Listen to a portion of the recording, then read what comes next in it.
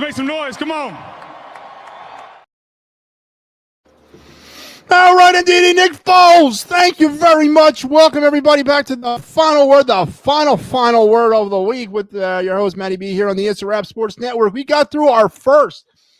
It's been a minute since I've done 5 shows in the whole broadcast week. No post-game stuff in the way. Wait, did I have a post-game show this week? No.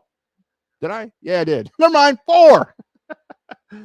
Can't keep them straight, folks. I did 4 shows this week, but that's okay. Thought for a second I did 5, but I'm back, and we are back for the final program of our week as we'll get ready to go on our weekend here at the program. It's been a interesting sports week in Philadelphia. We're going to get right into some of the more key points. We got Phillies 1-0 winners over the Marlins. Is it rightful to be happy about this? Is there some concerns? I'm going to say there's concerns in a rain-soaked affair down in South Philly tonight, but they got the win, their 38th series win of the season, as they'll get ready to host the Twins, most said the Vikings, for the final weekend of the season, and it's number 2 seed or bust for the Phillies in 2025. The Eagles are ramping up for their key matchup against Tampa Bay Buccaneers on Sunday. Flyers got shellacked tonight against the Washington Capitals in preseason 5-1. And we're going to talk radio wars in Philadelphia because they're heating back up. One of the biggest hypocritical flip-floppers in the planet is returning to your Philadelphia sports airwaves. And I definitely want to chime in about it because I can't stand this guy. I've never liked him. And I'm going to take a shot at him because I usually don't take shots at people. I usually don't.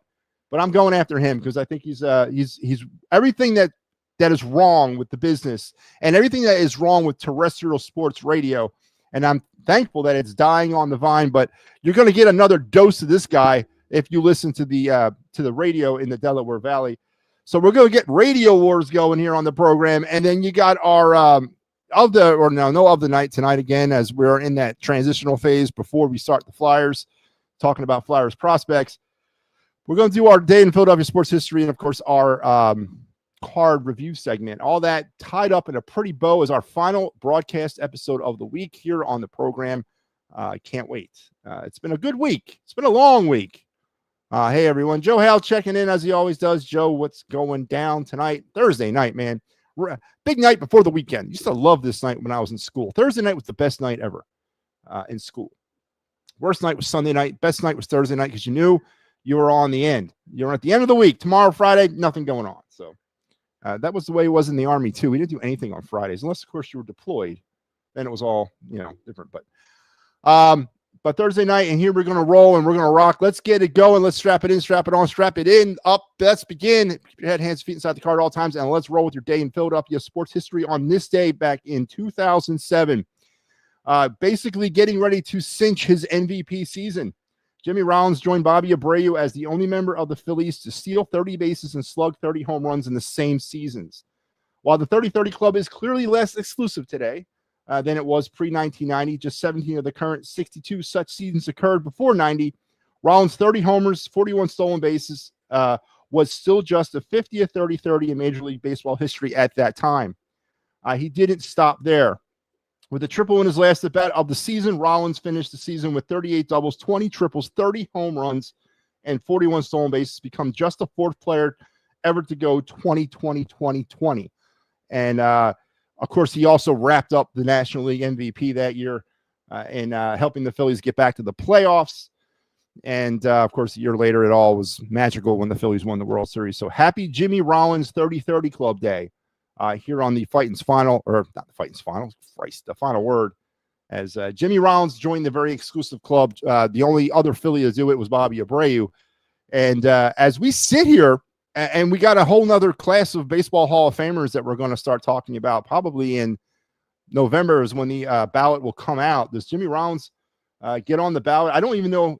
Honestly, I have to look back at this, but I'm not sure if he actually got enough votes last year to return to the ballot.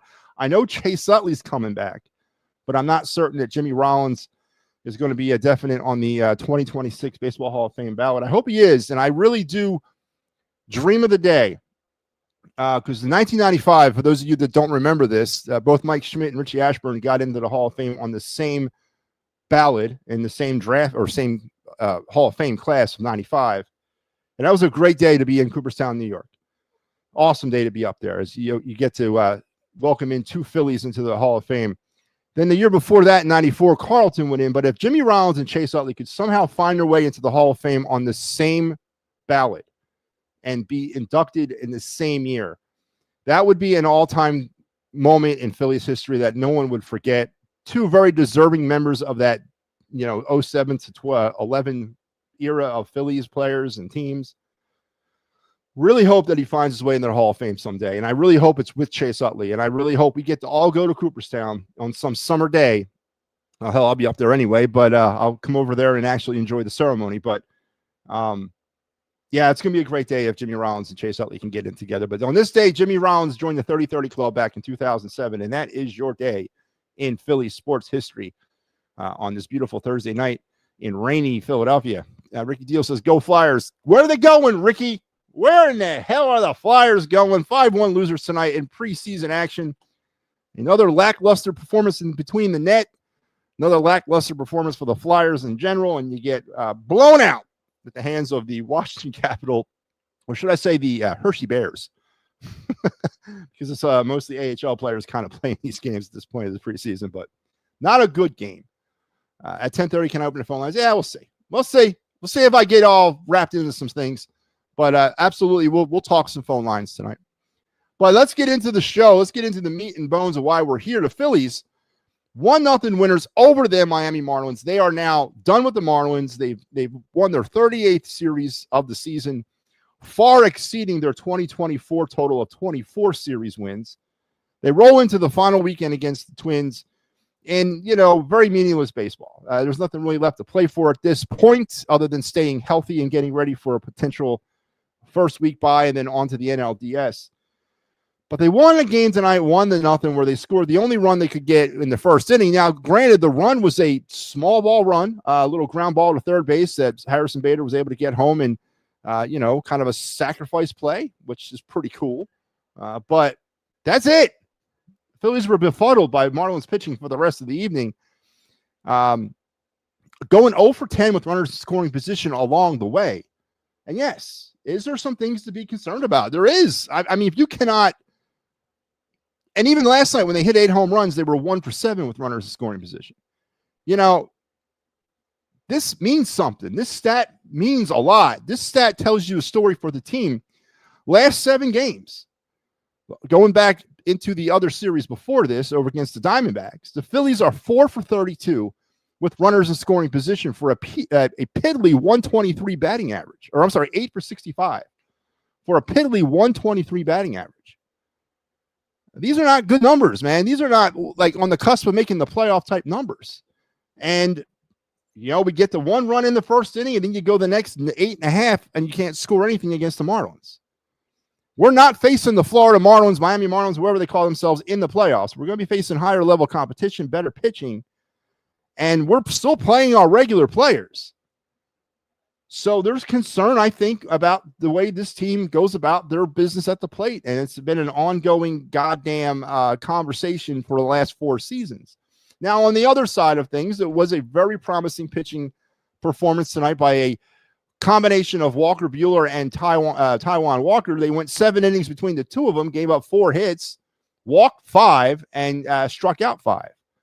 And maybe that's a kind of a preview of what you're going to see if Aaron Nola cannot be trusted in the playoffs. If this is what we might be seeing, I don't know, game 4 NLDS or game 4 NLCS or, God heaven forbid, game 4 World Series. If they can't trust Aaron Nola, this might be what the next step of that evolution is. A Walker Buehler, Taijuan Walker bullpen game. So that was good to see that worked. Buehler gets the credit with the win. That's his 10th win of the season. How the hell did he squeak out 10 wins this year? Walker Buehler gets his 10th win of the year, but his ERA is close to 5. On the other side, the Marlins pitcher, Junk, was not throwing junk. I mean, he had the Phillies kind of guessing a lot.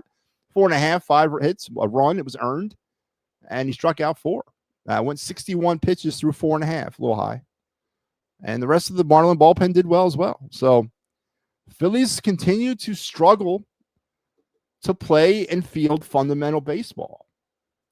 I understand that people out there are going to tell me to stop being critical about that. And they're going to tell me to just enjoy the ride and say, hey, if it's got to be through 8 home runs, then so be it. But does anybody really believe the Phillies can muster up a performance in the playoffs where they're hitting 8 home runs a game? I think last year in the terrible NLDS against the Mets, the Phillies hit like 4 home runs, and they didn't score anything else either. So I would, again, I've said it before, I'd much prefer a team that can hit home runs versus a team that can hit home runs but can't drive runners in scoring position. And the Phillies continue to struggle in that category. 8 for 65 over the last 7 games. And RISP, a piddly 123 batting average. And, do you try to work on that against the Twins at this point, or is it just interesting that we're going to, just let this thing ride out now and it is what it is? Is it going to be a hot topic heading into the playoffs? It should be. It needs to be. Will it be, though, is the question. Are we going to glance over that and focus in on the starting pitching, where everybody seems to think the biggest flaw for the Phillies might be? It's not. It's offense. It's always been offense, and it always will remain offense until the offense can prove it can bat and hit differently than just hitting home runs. So 1 for 23 with runners in scoring position over the last 7 games. They struck out. How many more times tonight did they strike out? They struck out 10 more times tonight. 10 more times they struck out. Again against Marlins pitching. So a couple of stats that are not making me feel good heading into the playoffs. Absolutely not. Thoughts on the pitching performance. So I just kind of gave it to you. It was nice. They worked their way. Was this a sneak peek of what you might see in the playoffs if Aaron Nola is not to be trusted? Is it good to see that it could work? Yeah. Is it good to see, would you like to have tested it out against a higher level of competition than the Marlins? Well, maybe, but you really can't, you don't have the luxury of doing that a lot. So I thought he pitched well. And Walker Buehler, with the numbers aside and his wild ride of a 2025 season that it was, knows how to win in the playoffs. He's been there. He's a world champion. He pitched the final. He was on the mound when the Dodgers won the World Series last year. Or he started the last game, whatever it was. But he knows what he's doing. So I was for the signing when it happened, and I understood why he was signed. Obviously, it wasn't a move for the Phillies' future. It was for the run to the playoffs. It was good to see him handle himself, and seeing Taijuan Walker come in a bullpen game type scenario. I thought the combination was really good. And again, that might have been a sneak peek of what you see if Aaron Nola cannot be trusted. Can I do a Flyers Live? Ricky, how many flipping times do I got to tell you this, man? We do. Starting on October 9th, Ricky. October 9th. Are you listening? October 9th, Flyers Panthers, live from St. Pete. After every Flyers game, 82 regular season games, and God willing, the playoffs, we will have the Clear the Ice show, which is a Flyers post-game show that we've been running here on this network and other networks for the last 4 seasons. It'll be its 4th year this year. Clear the Ice, Ricky. I have not started to advertise it yet because we're still a little bit, still a little far out. And we got other stuff going on right now, but it's called Clear the Ice, Ricky Deal. Clear the Ice. It is our Flyers postgame show. I love how Buehler went into the bullpen after his. I love how Buehler went into the bullpen or his outing. After his outing, it was pretty cool. Got to keep warm. How many wins do you have to advance to the next round? The NLDS is a 5-game series, so you have to have 3. Don't you remember last year, Joe? Don't you remember that? I think it's etched in everybody's brain how many wins you need to lose in the NLDS. Or how many games you need to lose. It's 3. You got to win 3. It's a best of 5. So 3-game wild card series, 5-game NLDS, 7-game NLCS, and 7-game World Series. Well, last time I checked.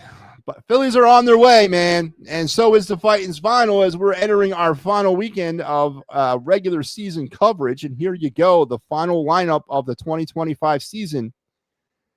Big Al will be going on Friday. Pat Bernard will have you on Saturday. That's confirmed. Pat will be on the call Saturday night. And I'll be with you on Sunday evening as well, as we have a 3:00 start time on Sunday. So I'll be wrapping the season up, game 162, and I will have you to finish out the regular season as we get ready for the playoffs. And barring a miracle, I mean an absolute miracle, Mike Laro will take the host championship of standings. He will end up with the best winning percentage of all the Fighting's final hosts in 2025, barring a miracle. And that would mean I'd have to host the next 3 games and win all 3 of them in order for me to even get. I don't even think I can get to Mike. He's at 70% and I'm like at 60. Now, granted, I've done about, a lot more games than he has, but it's not about that. It's about the winning percentage. We agreed to that. And Mike will finish with the highest winning percentage of the season. I'm not even guaranteed second place. I'm actually teetering currently in the standings. I'm in 3rd place with my winning percentage, which is around 60%. So I gotta have a big Sunday. I need a win on Sunday in order to guarantee second place. But Mike Laro will get the championship. I want to say Mike won it last year too. If I'm not, did Mike win it last year, or did Pat win it? I know I didn't. I have not won it in a while. But again, I shouldn't be penalized for doing most of the work either. I do most of the games. I think I've done 70 games this year. Mike's done 4. Now Mike's done about 30. But he'll have the highest winning percentage. And yeah. So congratulations, Mike Laro. Whatever. Can I have the phone lines open on Sunday? I can, and I'm gonna open the phone lines tonight, Joe. Let me get through the show a little bit here. What time is it? It's not even 10:30 yet. I'll open the phone lines. So the Phillies win 1-0. They win the series. They're moving on to the Twins. And is anybody going to that? Is anybody going down to South Philly to watch Phillies Twins? I bet you can find really good tickets, and you probably can get really good seats even if you don't have good tickets. It's gonna be one of those weekends. One of those weekends to go all the way downstairs and sit right there by the dugout, and no one's going to care. And what's the giveaway on Sunday at the bank? What's Fan Appreciation Day going to be this year? Anybody know? And boy, man, does it suck. I know it's cool, and I know October. We talked about this last night. The theme of the show was October, one of the best months in the Philly sports calendar, but I remember the first spring training game this year. I was driving to Alabama. I was going down there to work some baseball. And I think it was the Cardinals-Dodgers. It was the first spring training game on the MLB schedule. And it was on February, I don't know, 21st or 20th or something like that. And I remember watching that game in my car in the middle of a snowstorm, driving, right? And I'm thinking to myself, man, how cool is this? Baseball is starting, and it's February. It's snowing outside. Baseball. We got the whole baseball season in front of us. Then the Phillies spring training season began. Then the regular season began. And then the minor leagues kicked in, and everything was rolling in full bloom. You had college baseball going on. You had high school baseball. You had all kinds of levels of baseball happening. Major League Baseball. Everything was operating. It was crescendoing. All this baseball coming at you in all directions. And here we sit. 6 months later, man. I mean, 6 months later. Where does the time freaking go? 6 months later, and we're looking at the final series of the regular season. 162 games, regular season games in the books. I don't know, 30 some odd, 33, 34 spring training games. Gone. Done. History. Now, yes, the prize is awaiting. It's now time to get really serious. The playoffs. But geez Christ, man. Stop the world. I want to get off. Slow down. Let us enjoy it for a little bit. But and that's why I get criticized. I get criticized a lot for my takes because I watch baseball differently than most people. I don't watch it for the home runs. I don't watch it for the sexiness of the game. I watch it for the love of the game, the purism of the game. I know what it takes to win baseball games at the biggest level. I've watched enough of it. I've been involved in enough of it. I've officiated enough of it. And I look at baseball differently than a lot of people do. I look at a lot of things differently than a lot of people do. So it makes me unique, special, as my mom would say. But yeah, man, it's amazing to me that the baseball season's over. The regular season is over. Surprise giveaways and rally tales and schedule magnets. Schedule magnets for 2026. Set your calendar, folks. What is it? March 26, 2026. The Phillies will open up at home against the Texas Rangers. Jake DeGrom, Zach Wheeler matchup. Is that what's going to be? Is Zach Wheeler going to be ready? Is Jacob DeGrom's arm going to hold out? Last time the Phillies opened the season against DeGrom didn't go well. They got all over him, but then the Rangers got all over Nola. But are we looking at the DeGrom Wheeler season opener in 2026? And of course, 2026, a huge year on the baseball calendar. The World Baseball Classic returns. The debut of the ABS system at the major league level, the automatic balls and strikes system. Philadelphia is hosting the All-Star game, the draft, and the Futures game. All those things, all those on-the-field things in 2026. And, of course, the big elephant in the room through the 2026 season will be the end of the current CBA, which will expire on December the 1st, 2026. So if you're a baseball person and you're in the Philadelphia area, you have a golden opportunity to really sink your teeth into a lot of baseball in 2026, because I don't know if you're going to have that opportunity in 2027. Who knows what 2027 and beyond is going to look like in Major League Baseball. So get it while you can. Take full advantage. Find out where the WBC, I think the championship game is in Miami this year. And Team USA more than likely will be involved, but make your plans to travel to Miami, Arizona. I think that they host the WBC games. Make plans to travel all over the place there and enjoy as much baseball as you can in 2026, because I don't know what 2027 will look like. Have they announced that? Really? It's not going to be at CBP? It's going to be at, was it Coca-Cola Park up there in the Valley? I don't care where it's at. I'll be there. I'll definitely be at the Futures game. Absolutely. But the prize is ahead for the Phillies, but now we get into the big thing is the waiting game. Now we don't really have another meaningful baseball game to talk about until October 4th when it comes to the Phillies. So we'll see how we get there. But yeah, let's bring it on. For those of you that are watching me, it's the Rap Sports Network. I'm going to remind you of all the great programming we have here, and some of the stuff that you saw tonight earlier on. The Birds Blast with Kyle Quinn, the pre-recorded episode that me and Kyle did yesterday, aired tonight at 7. We also had the Gridiron Weekly, the Attacking Third, the Phillies Marlins Fighting's Final, and then me here wrapping your day up. Tomorrow you got some Fighting's Final, and you got the wraparound with Pat Bernard. And then on Saturday we got the Phillies and Twins on the final, and then Penn State, Oregon, immediately post-game at the Happy Valley Huddle, and Mike Laro. So make sure that your weekend is set with us as we get ready to usher in October here on the network. And with some changes coming, we're going to revamp some things. There's some changes going on to a current show that will take place sometime in mid-November, and we're probably going to be adding a show at some point around mid-November. So be on the lookout for those things. I've teased it a little bit. I'm not going to tell you who's taking over. There is somebody new taking over a current show. And no, it's not mine. I'm still here. But one of the shows, we're going to switch out a host.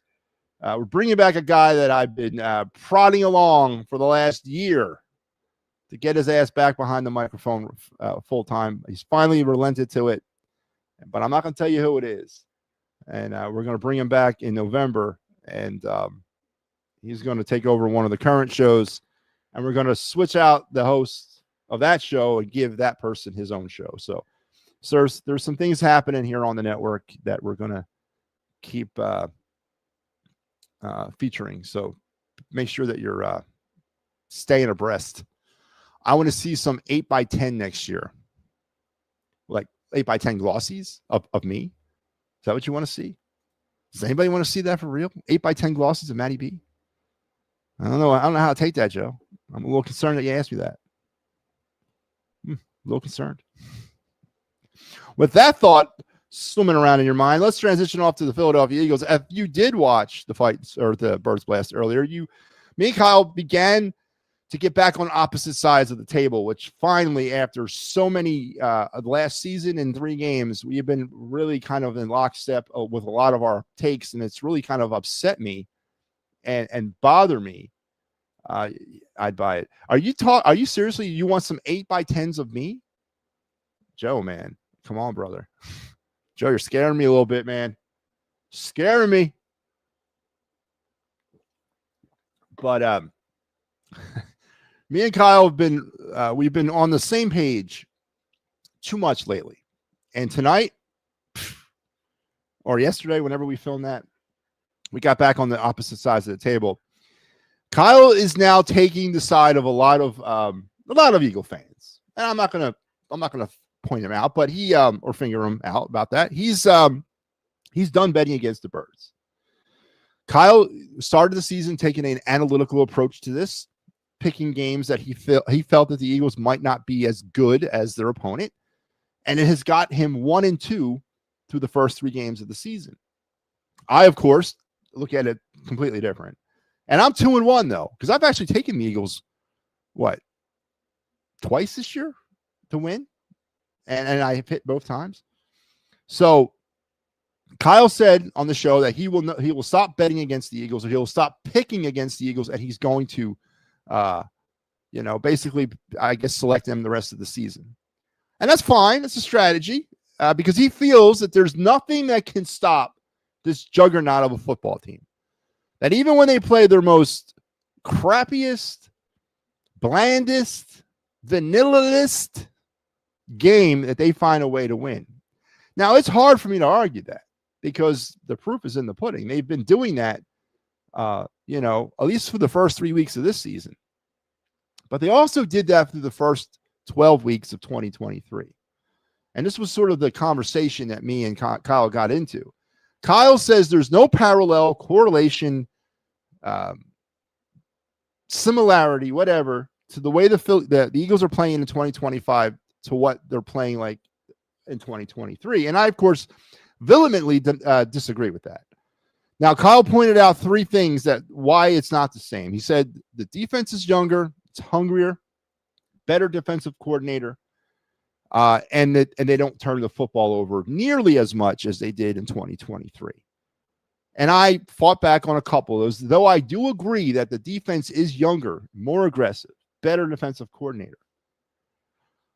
I don't really care if you don't have an offense that can kind of get into some sort of rhythm and sustain some drives, a lot like the Eagles did in 2024. Again, it's no secret out there, or maybe it is. Maybe it's still a secret to a lot of Eagles fans how they actually won the Super Bowl last year. And it's not X's and O's. It's not gap formations and running, disguising your blitzes. It's not, it really, to me, is not all that complicated.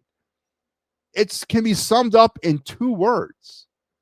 Saquon Barkley is why the Philadelphia Eagles won the Super Bowl.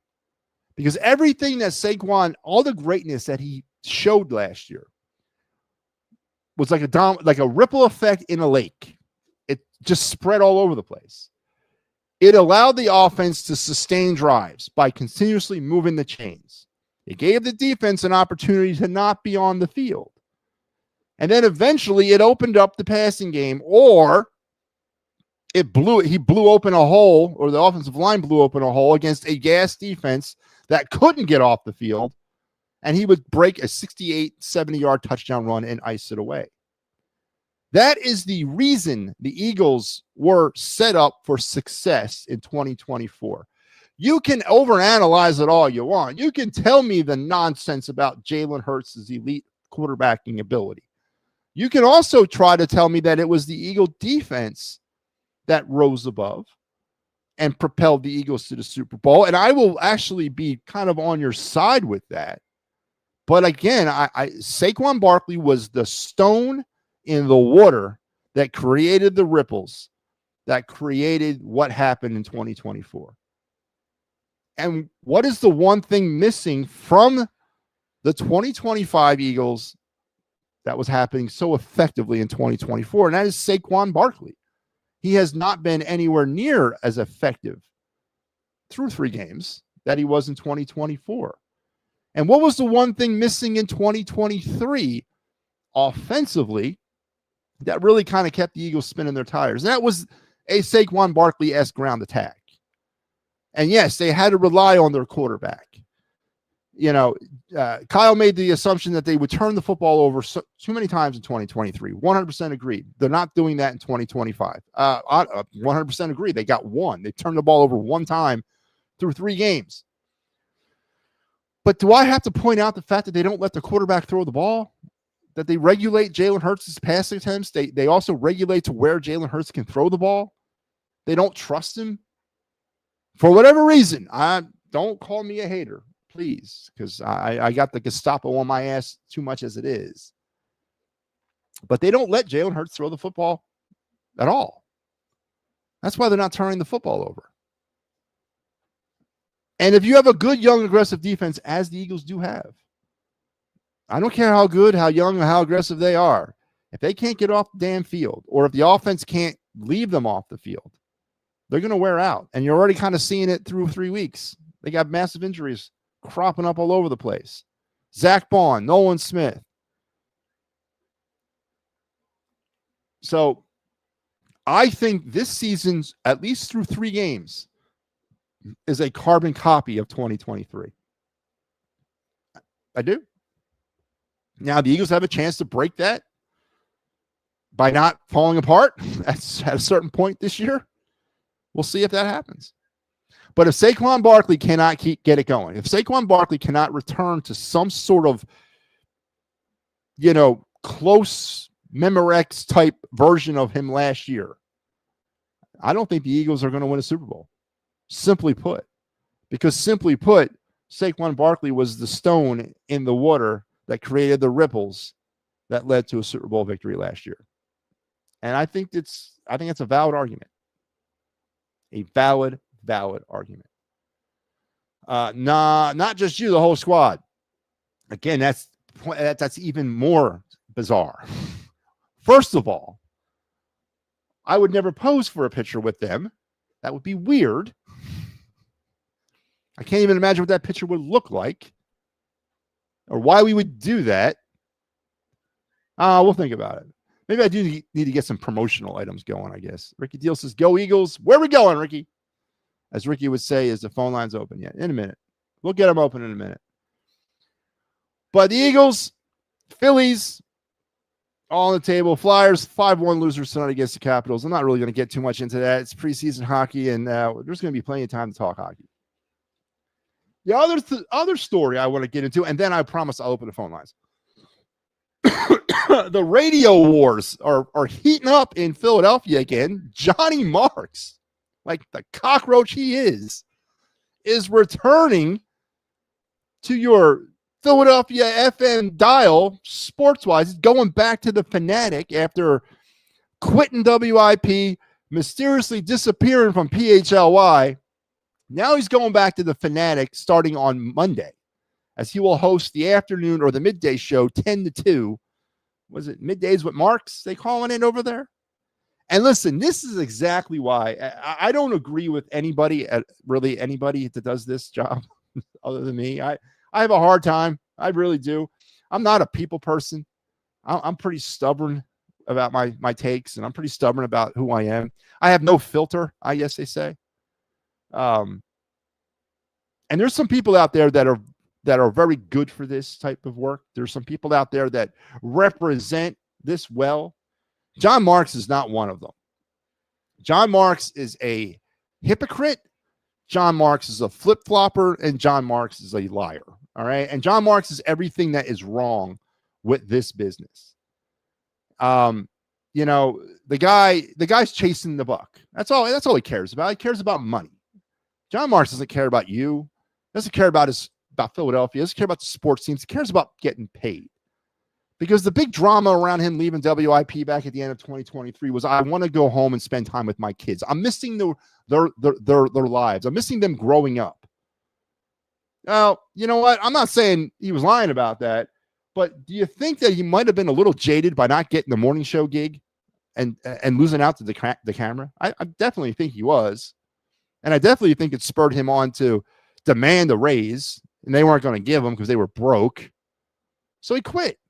He freaking quit. Took his ball and he went home. But ultimately, it came down to money, in my opinion.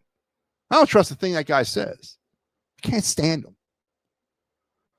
So then he disappears. He gets fired from his CBS sports radio gig because he starts talking crap about Odyssey on another podcast. Gets fired from that gig. Then he shows up on PHLY for about a year and then magically disappears one day. And he posts something on Twitter saying, I've left PHLY. Well, why? Not enough money? He didn't mention it. Imagine it probably was about the money. And now he goes back to a radio station in which he started out at, bashed him while he was on WIP. But now all of a sudden, all is well, and he's back to doing, back on the radio. Again, Johnny Marks is what's wrong with this business. And Johnny Marks is what is wrong with terrestrial sports radio. And thankfully, it is dying on the vine. And I encourage everybody that's listening, start something like this. Trust me, if I can do it, you can. There's a lot of people out there that are grinding and hustling their butts off. And I don't agree with a lot of them or what they do, but that's not what this is about. This is about creating an alternative for people who, want to hear a different side of stories. But I do agree with a lot of them when they say, stop listening to the FM radio. Stop listening to the commercialized sports radio that has just been destroyed by big money. And come over to this side of the house because the future is here. And people like John Marks and their hypocriticalness, people like Anthony Gargano and his rabid homerness and, again, chasing the buck. People like that are what's wrong with this business. Now, Gargano doing PHLY, and I've had him on this show. Yeah, we've mixed it up, me and the cuz. I live rent-free in his head. Called his ass a homer right to his face. Yeah, I have no problem with that. But again, he's taking the big money running on to this side, and it's not sustainable because the big money will crush what's happening on these lower on this digital side. Tune in to people like me. If you don't like me, then fine. There's a couple hundred of me out there that are not like me. But tune into somebody on this side. And show terrestrial sports radio that they are no longer relevant in your daily sports intake. Now, the ultimate goal of this network is to have an option at every time slot of the day, 7 days a week. Yes, taking the terrestrial radio approach, but taking it here on the digital side. That is the ultimate goal of the It's a Wrap Sports Network, is to have an option for you to listen to at every available time slot throughout the day, 7 days a week. And that seems to be the goal for a lot of us out there. So help us achieve that goal. Stop listening to the hypocrites who are chasing money, don't care about you, think that they are all that in a bag-o, and come over here. And not necessarily here, but on this side. You can, look around. There's a lot more options on the digital side than there is on the terrestrial side. So Johnny Marks, the biggest flip-flopping hypocrite that I've ever talked to, listened to, or scrapped up with, is going back to your Philadelphia Sports Talk Radio on 97.5 starting on Monday. Well, show them how much you appreciate them, and just turn them off. Because that's the only way you get them to go away. Stop listening to them. So the radio wars are back in full force. John Marks sucks. He does. Terrible. Terrible. Terrible, terrible, terrible. Tries to sit there and tell you you're wrong. Tries to tell you, take some moral high ground with you, like he is some sort of like he's better than you. Oh, come on, man. Johnny Marks and Rhea never got along. Whatever. You know he's pissed off that he never got the morning gig. You know, when he heard Cataldi was going to retire, he was like, okay, I'm the obvious choice. My show, which is widely popular at this time, they'll just put us down there in the morning side. And you know, he was pissed when they gave it to the camera. I would have been pissed off too if they would have given it to a guy like that over me. He had every right to be mad, but then he quit. Some bull crap about wanting to spend time with his family. You know what? Yeah, I'm sure that's what it was, about 50%. The other 50 was money. Money. That's what it was. That's what it boiled down to. He's chasing the dollar. Then he goes and he gets fired from CBS Sports Radio because he's talking smack about Odyssey, which he should have. And then again, he shows up on PHLY for about a year and vanishes without a trace. Poof.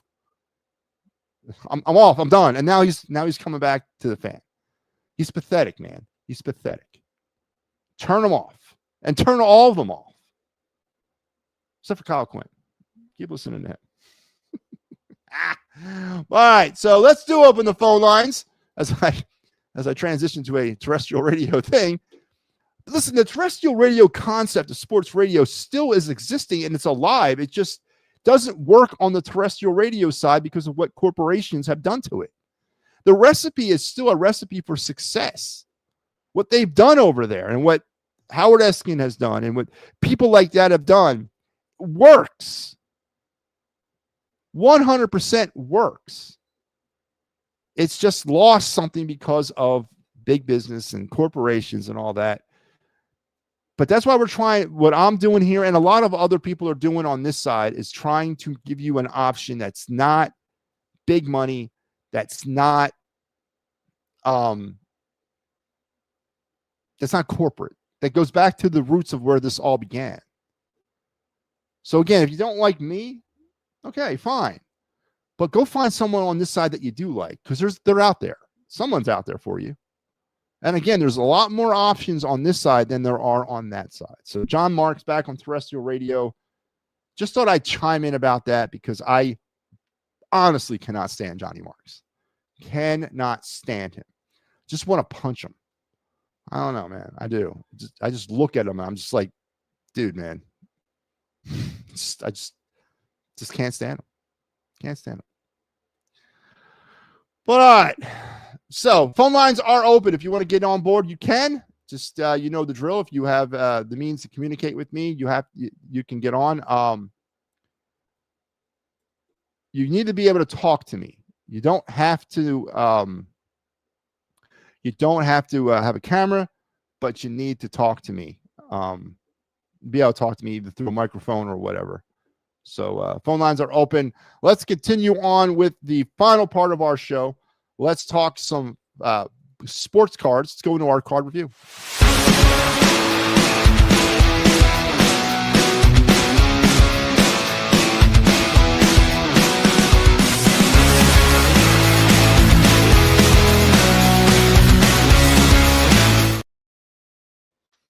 All right. Welcome to MattyB's card review. This is the moment of the show where we discuss sports cards, one of my favorite hobbies. Take a card from my collection and we just have some fun with it. We were on for a while, stuck on 2025 tops. We're going to come off the 2025 tops. We're staying in baseball and we're going down to 2018 tops. 2018, which was a really cool set. Very cool card design set. They really did a good job with the way the cards that they issued that season in series 1, 2, 3, and all the other series that Topps did in 2018. This is a card that hits home for a lot of Phillies fans because it's featuring a future Philly player. Matter of fact, this card, which is, I believe, is it 2019 or 2018? It's 2018. So this would have been his last year with the team he was on before he came to the Phillies. He was already making a name for himself with the Florida Marlins or the Miami Marlins at that time as their catcher. He was one of the young, hot rising stars in baseball. And I speak, of course, of the Phillies' current catcher, JT Realmuto. And here is his 2018 Topps baseball card featuring him as a Miami Marlin. This card is utterly worthless. It's only about $2 or $3 if you look for it in any value database. But I think it's a cool card for a couple of different reasons. One, I already mentioned I liked what Topps did in 2018 with the full front of the card being the picture. There was very little time and space dedicated to borders and logos to the team, and they blew out the entire front of the card as the player. Topps started doing that in the late 90s, and it really works. It works very well. And 2018 features all their cards from 2018 are in this type of design. Again, a little action shot there of JT as he was back in his Marlin days. Look how young he looks, man. Yeah, young and energetic he looks. By the way, he was behind the plate again tonight, which is a good sign for that hand. But again, this card is utterly worthless, but it's a cool card because it hits home. It's a former Philly, or it's a current Philly. Getting ahead of myself. He's a current Philly. Will be a free agent at the end of the year. And would this be considered when he was he the BCIB in 20, based off of the stats? This card was pulled from 2017 stats. Was he the BCIB in 2017, or was he not the BCIB until 2018, 2019? So that might be up for some debate, but really cool card. Again, a great quality card. I love the design. I love the idea that season of using the entire front of the card for the player, and of course the future Philly and JT Realmuto. And there you have it. Again, utterly worthless on any database. Maybe I could try to sell this to a Phillies fan for about $5. It might work, but you're not going to move this card for more than $3 if you're lucky, honestly. But it's not always about the money with me when it comes to these baseball cards. It's about the nostalgia and how this card makes you feel. So there you have it. Tonight's card review is the 2018 JT Realmuto, and there it is in its physical form. Again, I love taking the entire front of the card for the player. Not a big fan of borders and all that. So I love the idea of what they did in 2018. And Topps has done this throughout the last 25 years or so when it comes to their cards. This year, they spent a little bit more time on borders. Now, next year, who knows how it's going to look. But in 2018, they blew it out, man, the entire front of the card. And here's the JT Realmuto from 2018, a totally, utterly worthless card on any market, but it's valuable in my heart. So there you have it. JT Realmuto, our card review card of the night on the show. And we got some people chiming in. Let's go to the phone lines and let's bring on Joe Hale. Joe, how you doing? I wanted to ask you why you started collecting cards. Well, why does any red-blooded American boy start collecting cards? Like, what made you collect cards? So honestly, I mean, because I was into sports, growing up, I was into sports, and baseball was the sport that you collect cards in. I know football, I remember collecting some football cards as a kid, but it was always baseball and convenience, Joe Hale. I lived up in Mayfair, right off of Frankfurt Avenue on the 7000 block of Algard Street between Frankfurt Ave, or between Tyson Ave and Princeton Ave. And if you go up my block, down the back alley, back up the other block, and around the corner, there was a little neighborhood deli that you walk in, some of the best hoagies in the city back in the early 80s and what have you. And right there on the counter, there they would be, sitting right there, the baseball cards. So we would go, rummaging through the couches and the cushions, and we'd go buy baseball cards. So, I mean, it was the thing to do back then. That's an interesting question, though. Like, I don't remember the exact moment of what spurred me on. Yeah. But that's why baseball, Philly, summertime, that's. I want to tell you something really cool. I'm actually going to meet out of camp Monday. At his house? No. Valley Mall is doing a signing. Oh, he's signing cards? Yes. It's him, Bader, and Kirkering. And just added Duran. Let's see, Otto Kemp. What has he got out there? Otto Kemp 20. He probably has the Paul Owens Award winner. Yeah. Let's see what kind of cards. Does Otto Kemp have a card yet? I don't know. Does. Otto Kemp has a card. Wow, man. So Otto Kemp has in the Topps Now rookie call-ups set. He's got a card that's currently worth about $40. So they're giving away his rookie card. You had to pay $120, and you get all the rookie cards that the people are going to be there. Duran and Kirkering and Bader. So his Topps Now orange foil card is worth $115. There Oh, you go. but it's serialized, so that's probably why it's worth so much. But does he have a debut patch card? I don't see one on him, but that's pretty cool. Otto Kemp's got himself a card, man. Good stuff. So that's what I'm going to go. I'm going to go meet them. Yeah, I gotta get that card. Okay. Well, that's good, Joe. What are you gonna have him sign? Are you gonna bring something from him sign, or are you gonna? No, they give away his cards. Okay, that's right. They were saying. And then you're gonna go and bring a Bader card up there, or are they gonna do the same thing with Bader and Duran? Yes, that's what they do. Okay. All right. I have a bunch of Harrison Bader and Duran cards that I could get signed. So they're in Oxford Valley Mall. They're doing a meet and greet. It's basically a Phillies pep rally, if you would call it. This Monday.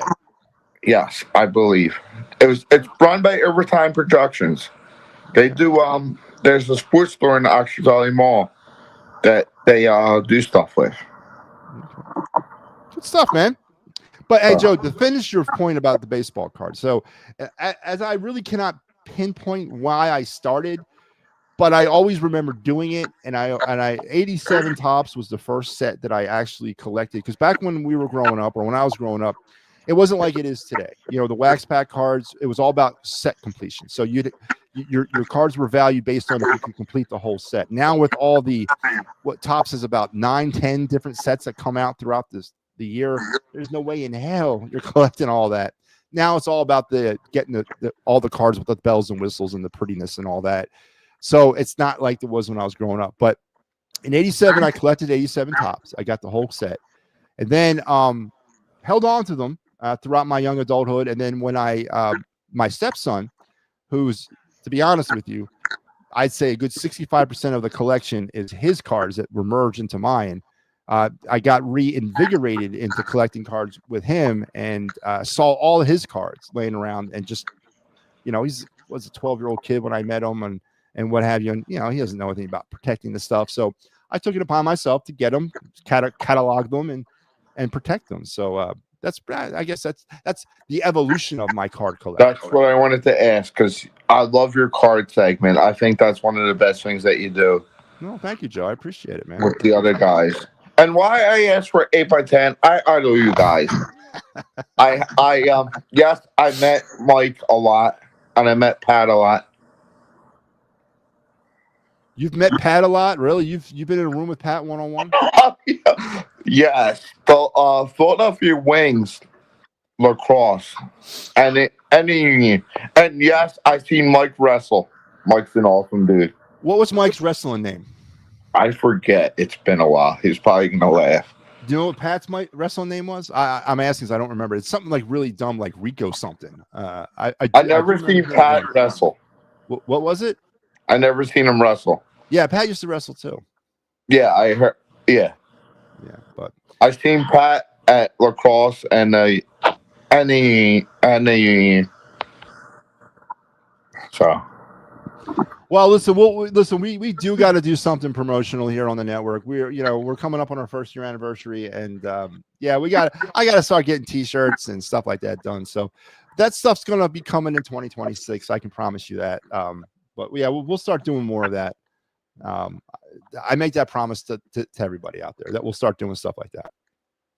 It's funny. Your caller on YouTube. Who's the girl on YouTube? We haven't seen her in a while. Who? The one with the red hair on YouTube. Barbara? Yeah. Yeah, she pops in and out. I got you. Yeah, she's out there. I'm sure she's listening. Shout out to everybody that watches. Shout out to Ricky. Ricky's one of my best friends. And Ricky is waiting online, Joe. So let me say goodnight, Joe. I'll see you Sunday. Keep watching the network, and again, thank you for your support, man. Yep. All right. Ricky Deal is with us. Ricky, thank you for waiting. I appreciate it. What's on your mind tonight, Ricky? What's that?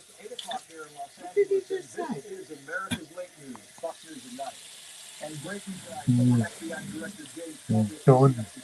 It's on their way now. For me. All right. Ricky, what do you want to talk about? Great. Now you're done talking to you and you're brushing your teeth. Real smart. Rinse your mouth. Ricky, are you ready for the Phillies? You ready for the playoffs? Ricky, I'll let you handle that, man. I'll bring you back on. You take care of that business. I'll bring you back on when you're done, okay?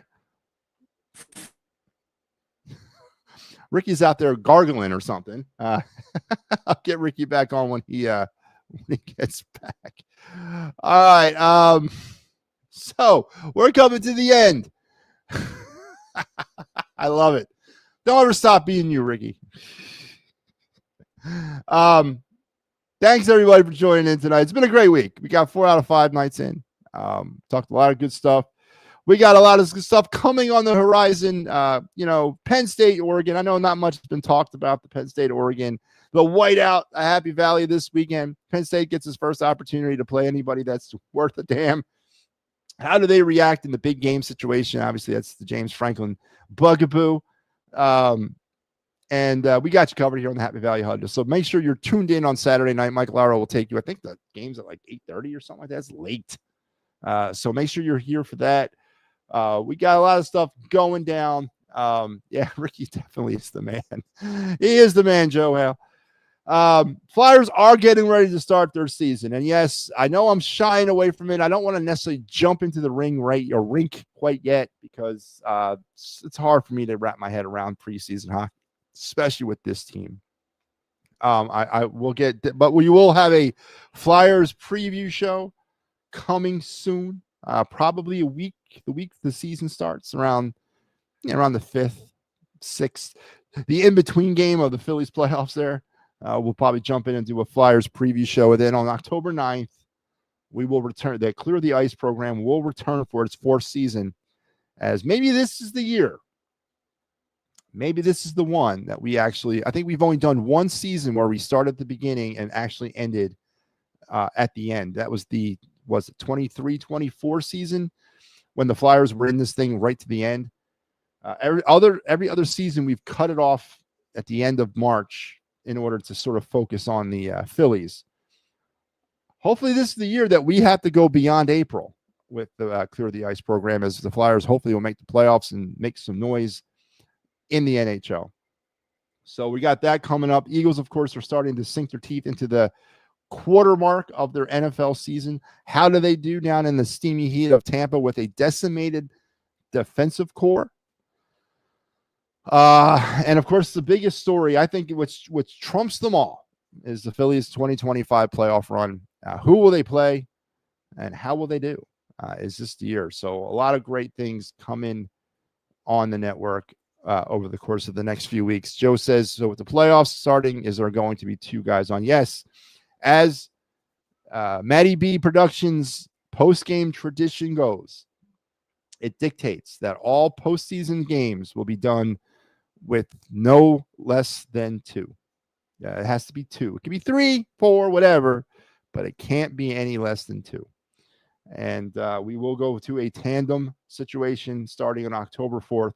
I can tell you I will be on game 1, and maybe let's have the rest of them fight it out and see who's left standing. But no, it's probably going to be me and Al on game 1. Me and Al usually do game 1 together. So we'll see how we go there. But it'll be a combination of guys throughout the series and throughout the depth as we go. You'll be seeing us matched up with all different people. So that's a fun part because, again, we do a tandem where we come together in the beginning of the season for the preview.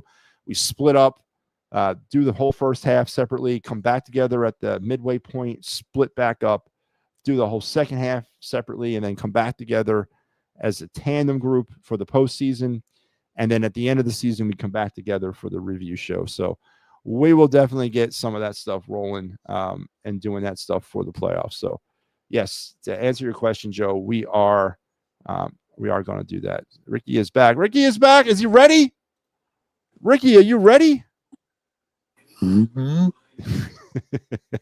Well, I'm glad, Ricky. I told you I'd keep you on. I wasn't going to dump you. Let you get your business handled. So, Ricky, what is on your mind tonight? Is it the Phillies?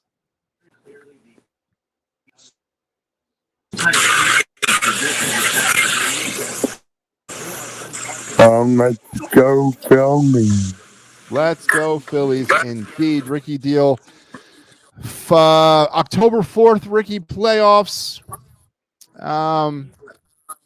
Who does Ricky Deal want to see the Phillies play in the first round? Do you have anybody specifically you want to see the Phillies face?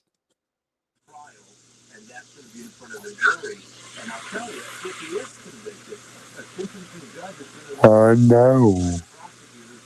You don't know? Yeah, I don't. Listen, I don't know, and I don't care either, Ricky. I want this team to play the best to be the best. If they got to play the Mets in the first round or in the second round, so be it. If they got to play the Padres, the Cardinals, the Dodgers, I don't care who it is. Because you can't run and hide in the playoffs. You got to play the cream of the crop in order to win the trophy. So I am not going to, and it's going to be a popular conversation next week of who we want to see, why we want to see them, blah, blah, blah, blah. I don't care, Ricky. I don't really care who we get. Let's play them and let's move on and let's play who's next. I'm not going to waste my time and energy getting wrapped around it. What else is on your mind, Ricky? Anything else you want to talk about tonight before I let you go? Let's go Flyers. Let's go Flyers. And yes, Ricky, to answer your question, we do a Flyers show. It's called Clear the Ice. It's a post-game show, just like the Fightins final, but of course at the end of Flyers games. And we will start season 4 of Clear the Ice right after the Flyers-Panthers season opener on October the 9th. So make sure you're tuned in for that because we'll get it going here soon. It's going to be me, Mike, and Pat doing Clear the Ice this year. So make sure you're there for it, Ricky, okay? Mm-hmm. All right, my man. Ricky, again, thanks for all the support. Thanks for tuning in. Thanks for listening. Thanks for contributing. Please keep going, and we greatly appreciate you, man. All right? Mm-hmm. All right, man. Good night. Ricky Deal, everybody. Ricky and Joe checking in. Phone lines are still open if you want to hop on, but I am going to be signing off here in about 2 minutes. But, yeah, it's good stuff. All right, so radio wars. We talked about the radio wars. Johnny Marks, like a cockroach after a nuclear blast, returns to your terrestrial public radio station back on the Fanatic. For those of you that care, he's going to go opposite and directly against my boy Kyle Quinn, Hugh Douglas, and Joe Giglio over there at 94 WIP.